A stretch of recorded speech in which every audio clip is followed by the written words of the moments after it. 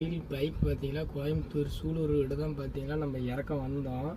ஆனால் லோடு இறக்கல. இன்றைக்கி பார்த்தீங்கன்னா சண்டே, மண்டே தான் இறக்க விட்டாங்க. அதனால் நம்ம பார்த்தீங்கன்னா கோவக்காய் ரசம் சாப்பாடு செஞ்சு சாப்பிட போகிறோம். அதை தான் நீங்கள் ஃபுல்லாக பார்க்க போகிறீங்க. வாங்க போகலாம்.